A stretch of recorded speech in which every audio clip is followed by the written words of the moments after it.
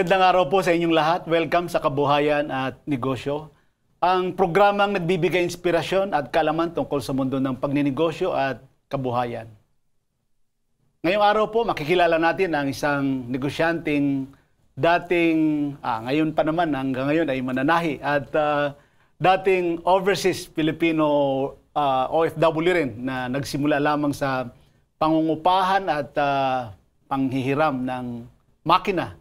Pero dahil sa sipag, tiyaga at pananampalataya, nakapagtayo ng sariling tahian na ngayon ay isa ng matagumpay na kumpanya sa industriya ng pananahi. Isang patunay na kahit magsimula sa maliit, maaari maging malaki at tagumpay. Walang iba kundi si Miss Angeline Orivi, ang tagapagtatag, ang nagtatag ng Orivi Creation Incorporated. Ma'am Angeline, welcome sa Kabuhayan at Negosyo.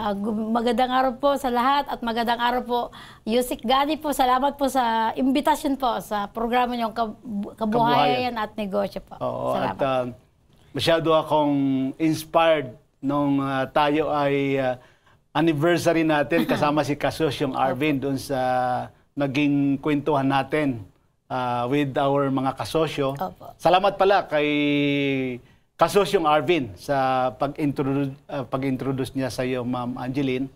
At napakaganda yung naging kwento nyo, tagumpay nyo sa buhay. Pero bago po tayo, gusto kong ikaw na ang magkwento saan nanggaling at paano nagumpisa si Ma'am Angeline.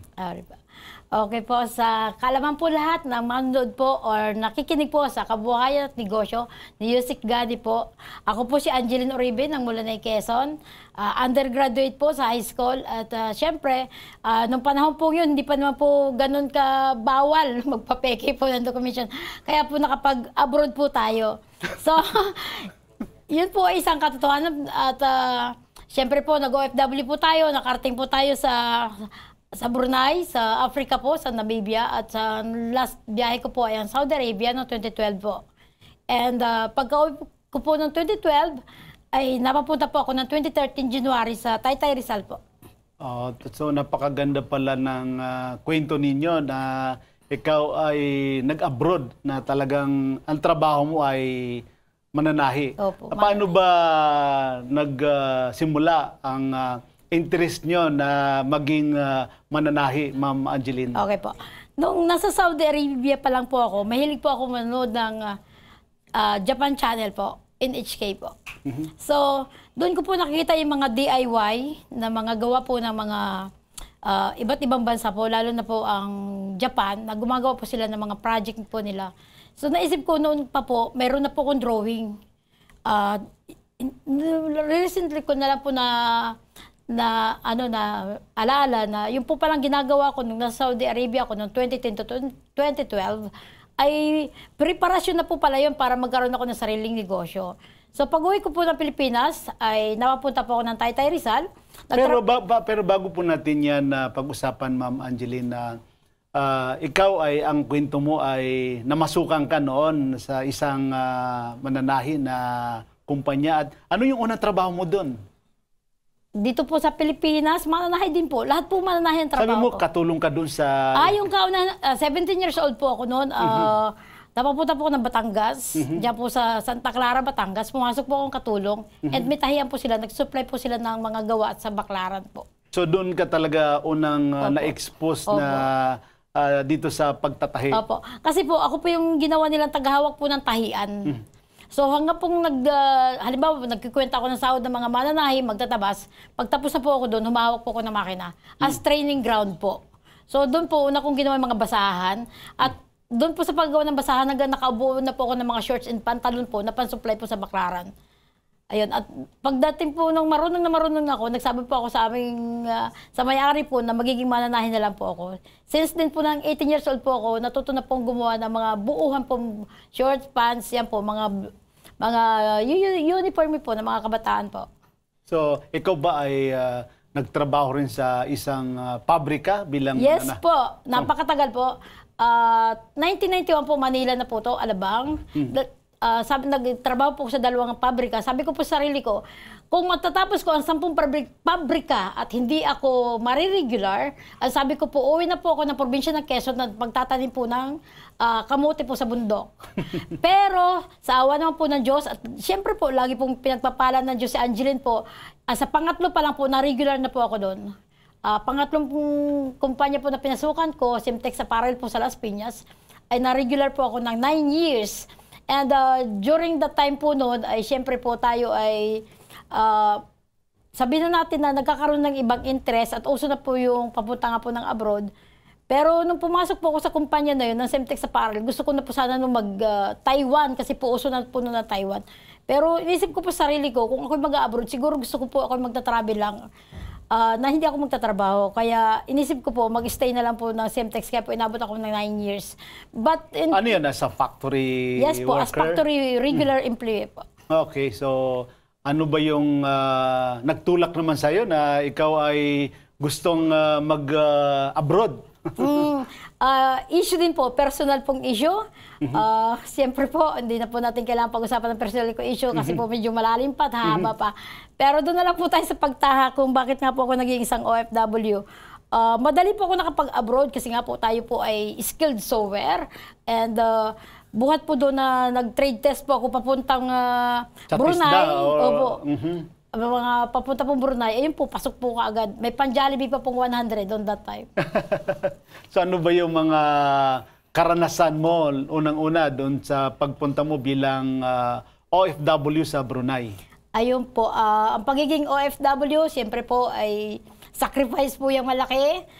Mamimiss mo po yung pamilya mo. Siyempre, siyempre pagdating po sa pagkain, pag nasa ibang bansa ka po, hindi po yung kasanayan mo kinakain sa Pilipinas. Pero kailangan po natin i-adapt yun. Ang buhay sa abroad, ang pagtsatsaga at pagtitiis, siyempre sakripisyo. Pero sa mga OFW naman po na Pilipino, kayang-kaya lang po naman natin ipaglaban yun basta po tayo may goal, ang pagsuporta po sa pamilya po. Ano ba ang naranasan mo, Ma'am Angeline, na pinakamahirap na parte na bilang sewers, no? Apo. Sa OFW. Saan ka ba nahirapan? Doon sa Brunei, sa Saudi, at ano pa yung mga country na napuntahan mo? Africa po. Africa. Africa po yung isa kasi po, yung pong panahon po, masyado pong malamig, at saka po pag naman po summertime, yung pong hangin po nila, may makintab po parang kasama pong buhangin.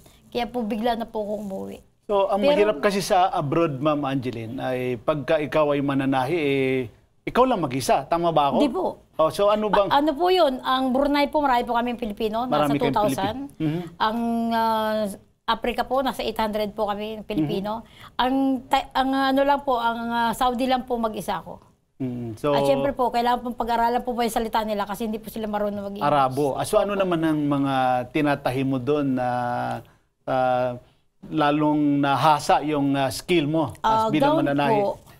Gown na po doon. At ano po yun, individual din po yung pag-body measurement at doon ko po talaga nahasa yung, kumbaga yun na din po yung naging training ground ko. Actually po noon, dapat pa uwi na po ako kasi yung pong kontrata na binigay sa akin sa Saudi, hindi po, yun yung binigyan nilang halaga. So sabi ko sarili ko, nandito na ako, ilaban ko na to. Kaya doon po ay meron pong 1 yardang tela, 500 riyal. Sinasabi po ng amo ko yun, o baka hindi mo yan kayang gawin. Sabi ko, kaya ko yan, yan lang ba? So ngayon, pag hindi, ang isang trabaho po na hindi ko kayang solusyonan, nagkakapi lang po ako. Yung po ang totoo. So, sa Saudi, Brunei, 2 taong ka doon. Finish contract ka rin. Opo. Sa Saudi Arabia, 2 taong ka rin. Opo. And then Africa, 2 taon. 3 po. 3. So, Opo. ano yung mga natutunan mo doon na talagang na lalo kang gumaling sa negosyo, sa pananahi? Opo. At talagang masasabi mo na ito ay napakalaking aral para sa iyo, Angeline? Yung pong natutunan ko po doon, yung pong sa trabaho natin, mahalin natin yung trabaho natin. Hindi yung trabaho magmamahal sa atin. Focus lang sa trabaho natin, matutunan natin ng lahat.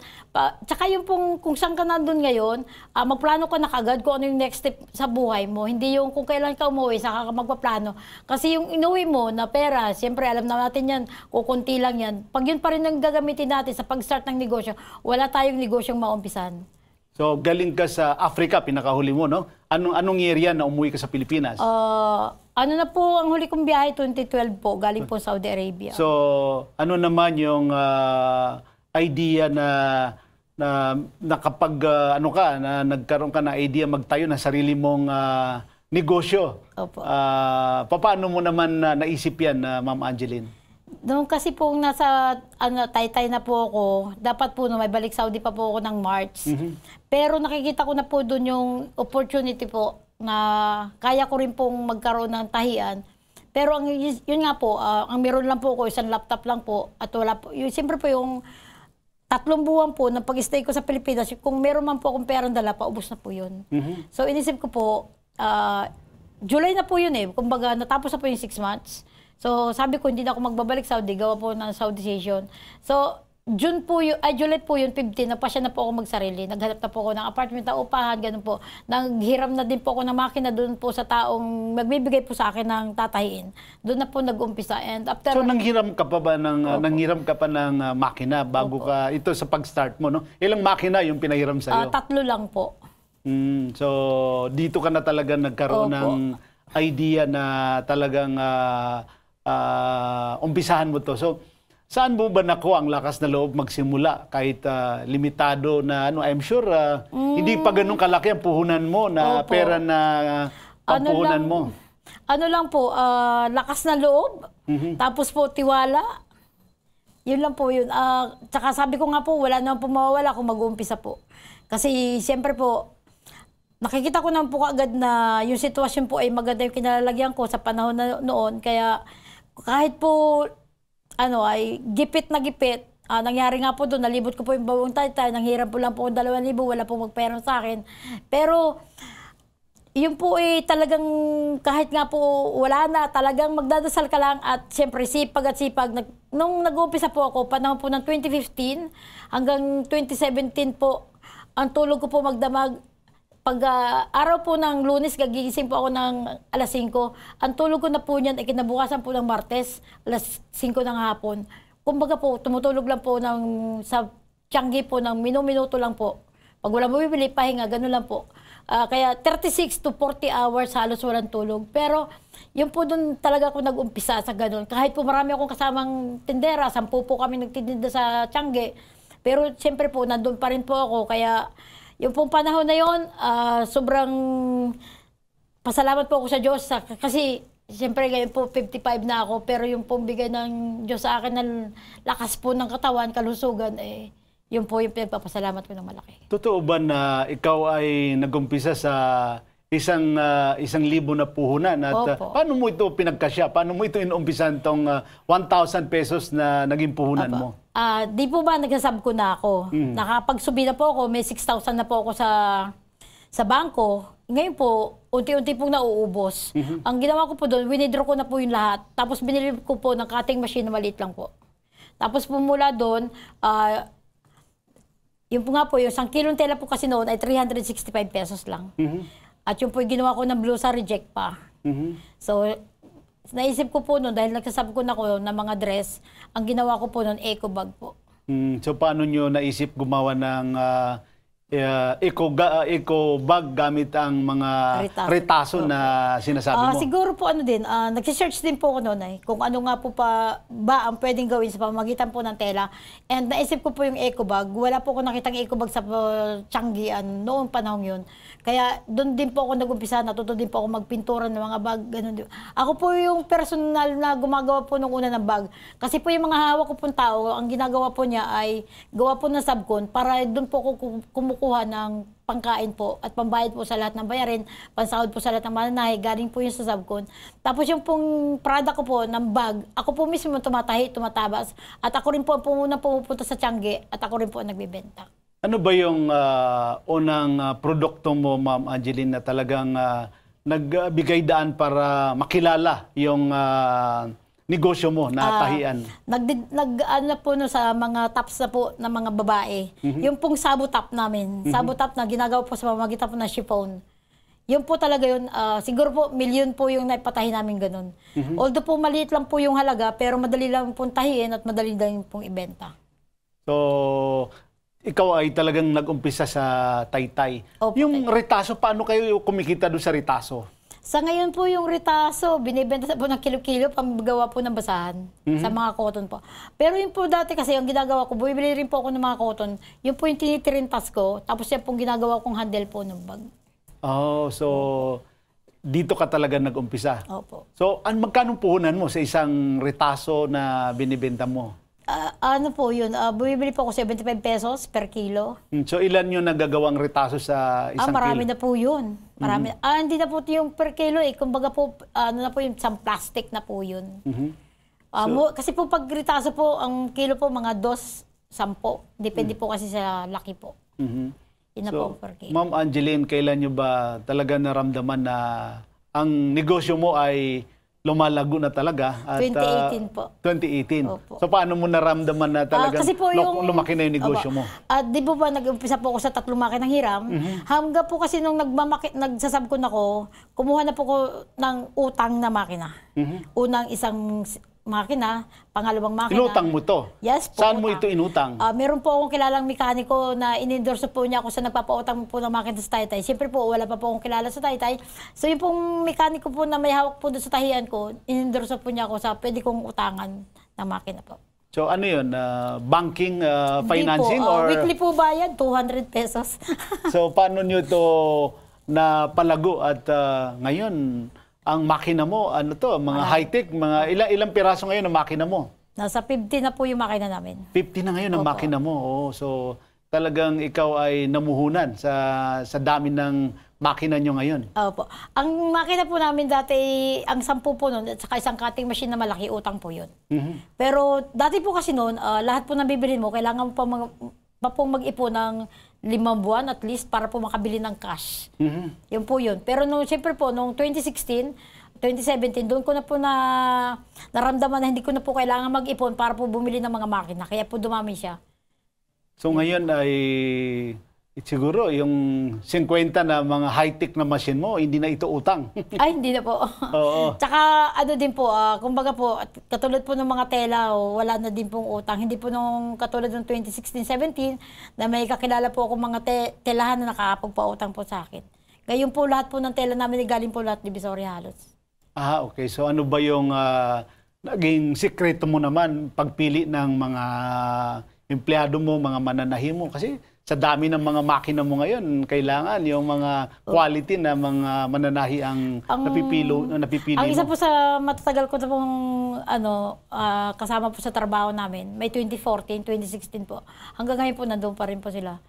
Siguro din po sa maganda pong pasahod. Kasi siyempre po, ang Taytay po kasi kalimitan po maliit po ang pasahod. Pero ang tahian po namin, kahit po kami, sabihin po natin na hindi ganun kalaki. Pero po yung ating pong tao, maganda po ang pasahod. So, ano ba ang, kailan ka talaga nagsimula?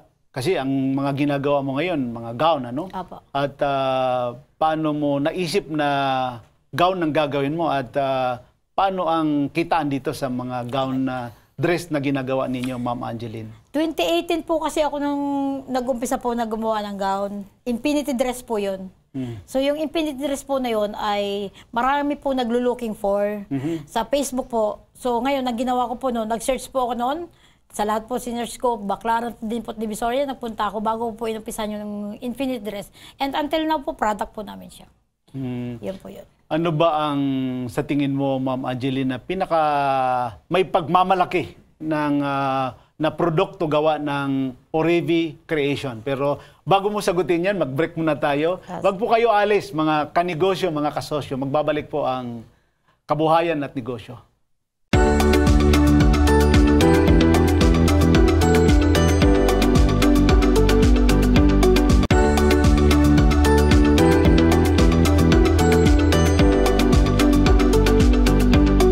Nandito pa rin po kami ni Ma'am Angeline sa Kabuhayan at Negosyo. Ma'am Angeline, kanina ang katanungan ko sa iyo, ano bang isa sa pinagmamalaki ng Orivi Creation na produktong gawa ninyo?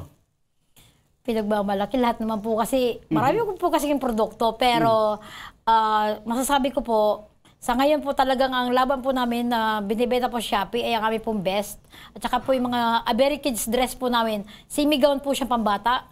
At siya po ay affordable talaga. Kaya po, yun po yung isa sa malakas sa amin. Tuloy-tuloy po siya sa resellers and Shopee ay ano po namin, benta.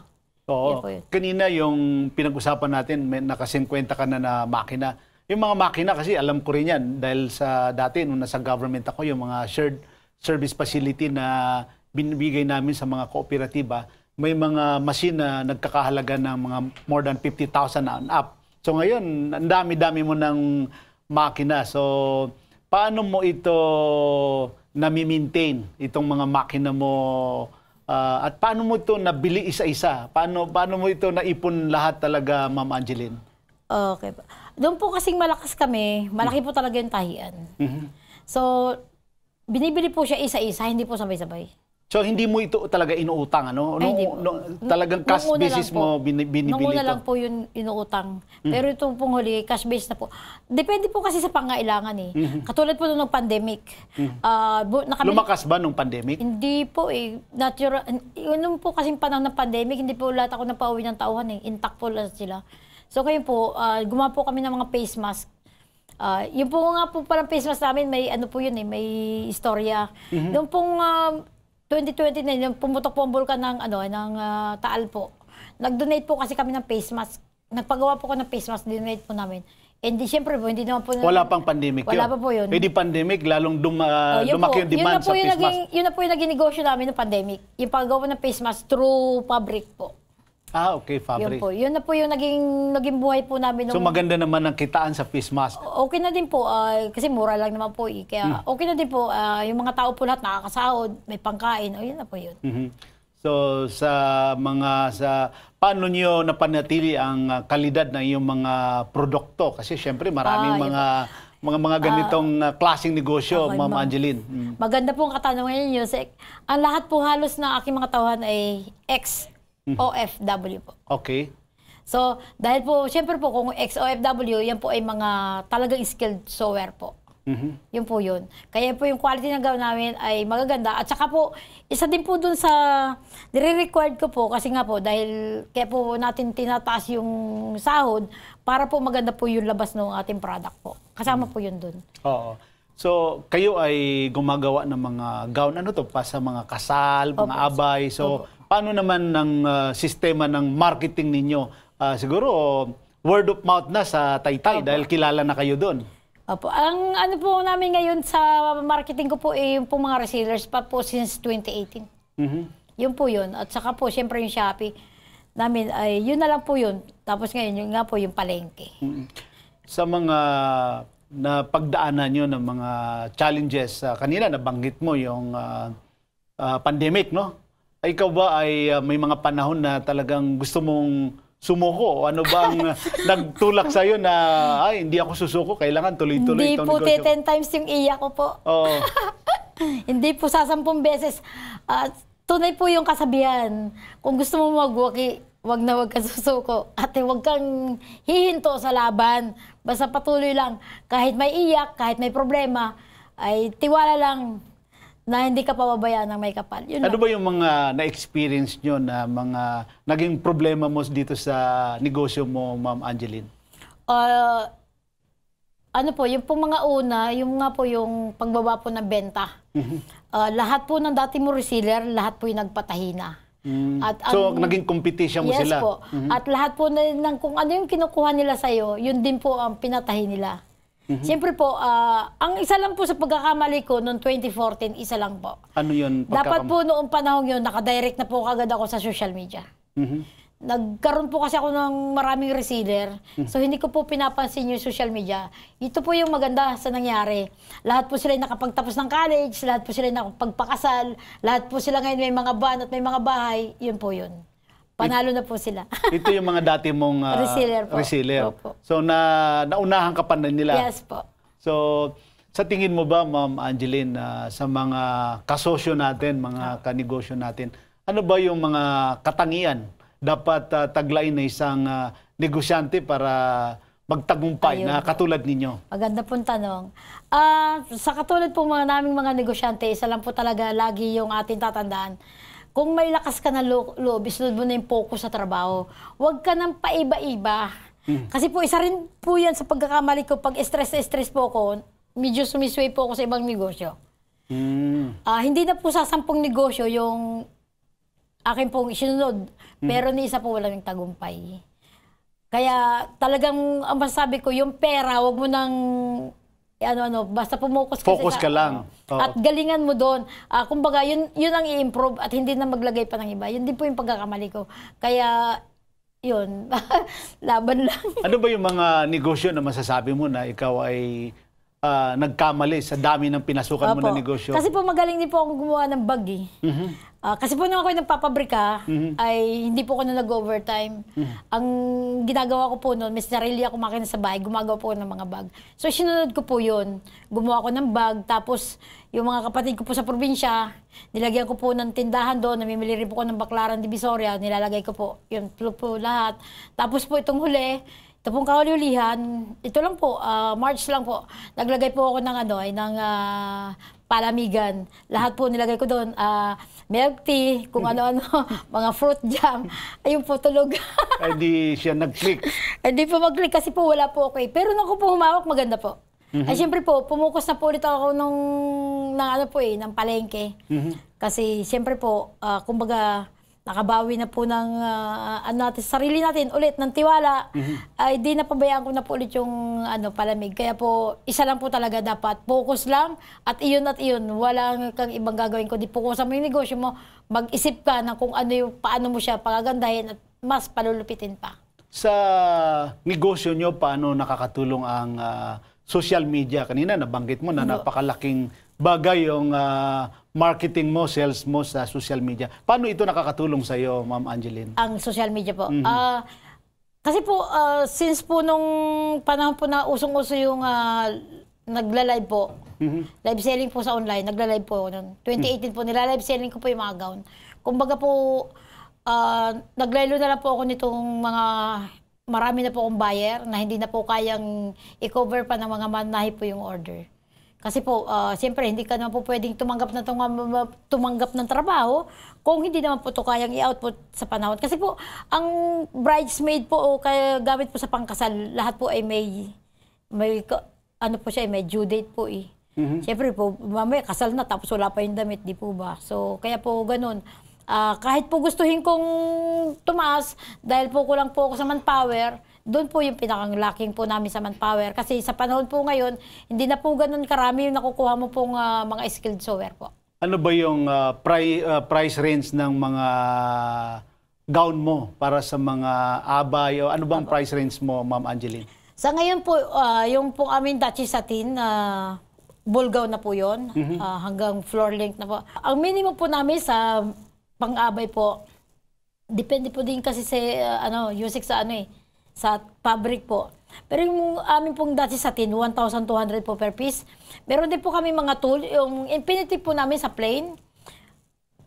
Meron din po tayong infinity with tool overlay. Meron din pong infinity tool with raffles.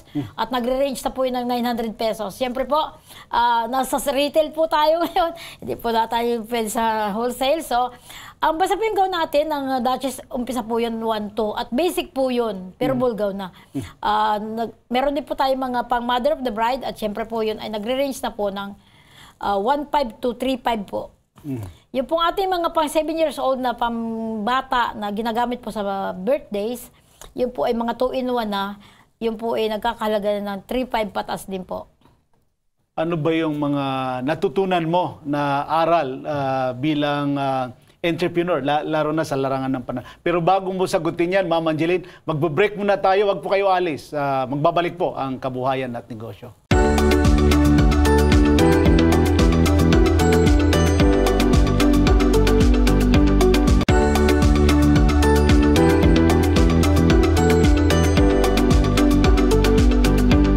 Nandito pa rin po kami ni Ma'am Angeline sa Kabuhayan at Negosyo. Kanina, Ma'am Angeline, tinatanong ko sa iyo kung ano ba yung pinakamahalagang aral na natutunan nyo sa mga pinagdaanan nyo bilang OFW at biglang negosyante na sabi mo nga, ang dami mo rin na pinasok na mga pangkabuhayan na hindi rin naging matagumpay. So, ano ba yung pinakamahalagang aral sa mga pinagdaanan mo lahat, Ma'am Angeline?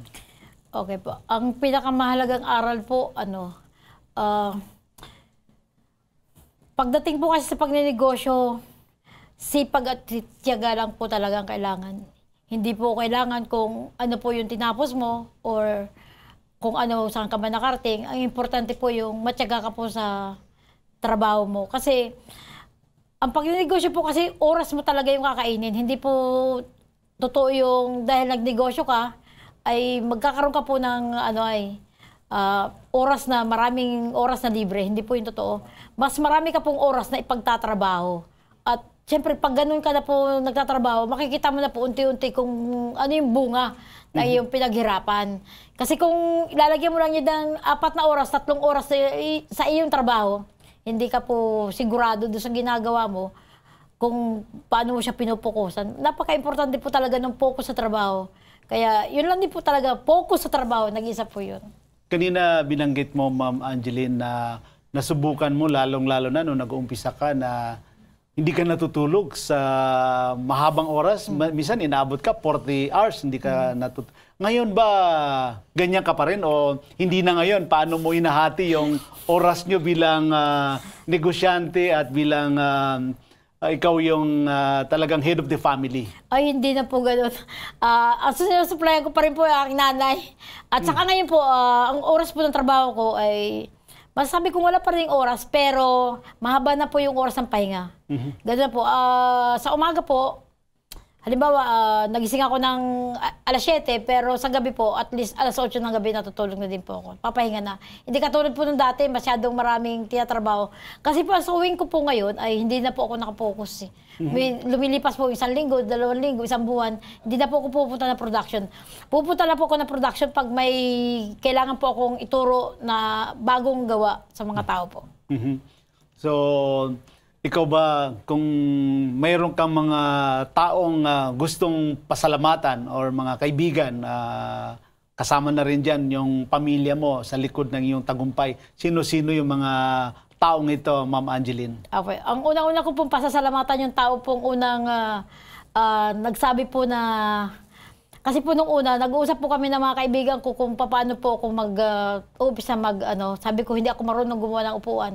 Ang nagsabi po niya sa akin ay, paano ka magmumroblema ng upuan ng makina mo? Iniisang ng makina ay wala ka. So, pinapasalamatan ko siya. Kasi bakit? Kasi siya yung nagbigay sa akin ng lakas ng loob na patunayan na kahit nung panahon yung sinabi ko na akala mo ba nagbibiro ako, gagawin ko yung sinasabi ko. Pero sa ngayon, siya ang tao kong pinapasalamatan dahil kung hindi niya nasaktan ang ego ko, na lalo pang magpatuloy at lakasan ng loob, hindi ako makakarating kung nasan ako ngayon. At siyempre po, yung pamilya ko po na lagi rin sumusuporta at yung mga katulad po ng mga tao ko na hanggang ngayon na dito sa tabi ko, sa may pera at sa wala, sa may galit at sa hindi si amo, ay nandiyan pa rin po sa tabi ko, mapangunawa po sa akin kung ano man po yung kakulangan ko. At katulad din po na lagi ko sinasabi po sa mga tao ko na hindi po laging Pasko ang kita ng tao. Kaya sa panahon na may kita, matuto kang magtabi kahit pa unti-unti para sa pagdating ng panahon na sa tahian po kasi hindi mo masasabi na laging malakas. Hindi laging panalo. Hindi po gano'n ang panahon. May panahon po talaga ng taghina. Kaya sa panahon ng may pera, magtago kahit konti. Ako lang po talaga yung walang tago kasi lahat po ng pera ko yung nasa tela. Yun po ang totoo. Pero ayos lang po. Basta ang trabaho ay trabaho at ipanalo ang laban. Yun lang po. Thank you po. Ano ba yung nararamdaman mo, Ma'am Angeline, na yung bang masasabi mo na ito na, matagumpay na ako sa buhay? Paano mo yung naramdaman? Kailan yon? Ito ba yung sinasabi mo na 2015 or 2018? 2018 po yun. Kasi yun po yung panahon na may kunting sube, walang, yung pong problema, kukunti lang. Kasi po, ano yun siyempre po pag nagninegosyo ka, po kasi panahon yun, napapasahod po ako ng 90,000 a week. Siyempre po, kung mahina po ang cash flow, paano ka po magpapasahod ng ganun? Tapos po, ang pagbili po ng tela namin, cash lagi po yun.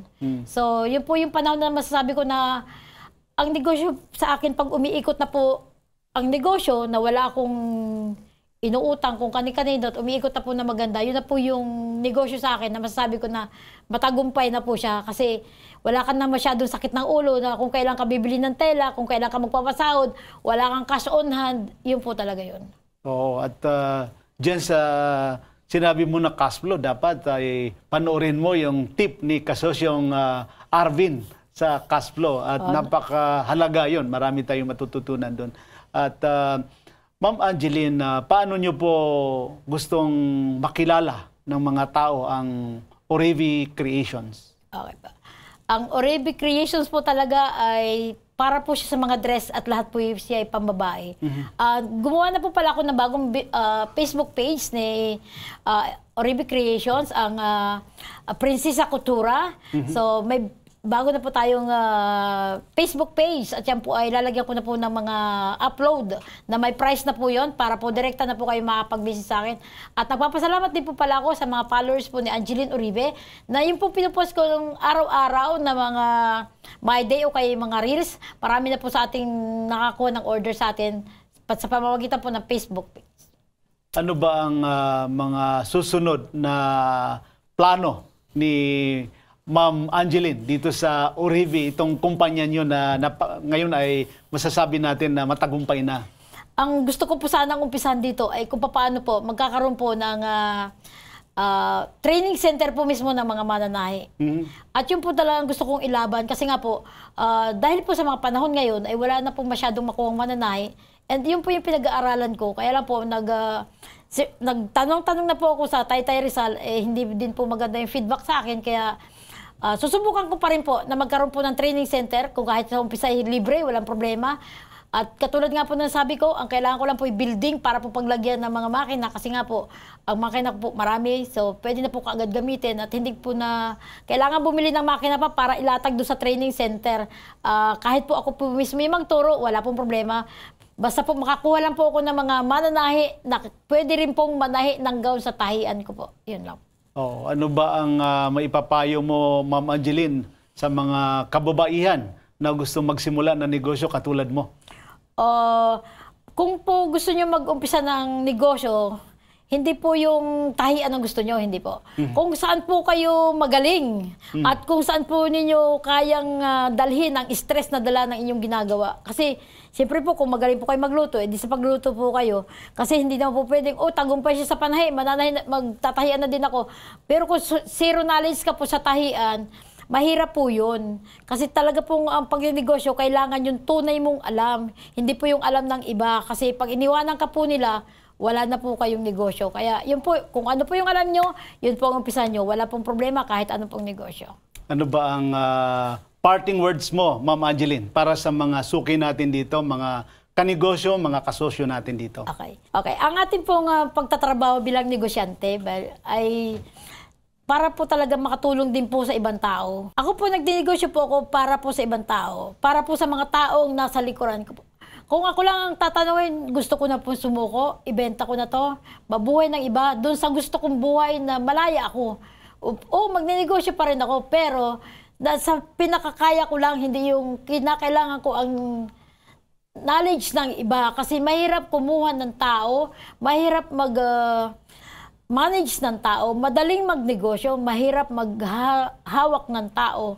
Kaya ang masasabi ko sa pagnenegosyo, kailangan talaga yung tatag ng loob mo sa pagharap sa problema sa araw-araw. Hindi lang yung pagpaparami ng cash flow, kundi sa hirap din na pag-handle ng tao, lalo na, basta lalo na. Yun lang po, salamat po. Maraming salamat po, Ma'am Angeline Uribe, sa pagbabahagi ninyo ng kwento ninyo at inspirasyon sa ating mga taga-subaybay dito sa Kabuhayan at Negosyo. Tunay na kahanga-hanga ang inyong paglalakbay mula sa pagiging mananahi hanggang sa pagtatag na isang matagumpay na kumpanya. Patunay na sa sipag, tiyaga at determinasyon, walang imposibleng pangarap. Sa ating pong mga tagapanood, naway nagsilbing inspirasyon ang kwento ni Miss Angeline upang magsimula rin kayo ng sariling hakbang tungo sa tagumpay, sa negosyo man o sa pag-abot ng inyong mga pangarap. Ako po si Gani Makatuman, nagpapaalam at nagpapasalamat. Patuloy po nating suportahan ng mga lokal na produkto at negosyanteng Pilipino. Para po sa mga hindi nakapanood ng ating mga nakarang episode, maaari niyo pong balikan ang ating YouTube channel, Gani Makatuman, at Facebook page, Gani Makatuman, Kabuhayan at Negosyo. Huwag po natin kalimutan mag-like, subscribe, at i-follow na rin natin para sa mga bagong episodes at updates. We at Kabuhayan at Negosyo are one with the government in our commitment to help Filipino entrepreneurs improve their lives. Lagi po nating tatandaan, kahit anumang sakuna, kahit anumang problema, kayang-kaya natin ito. Maraming salamat po.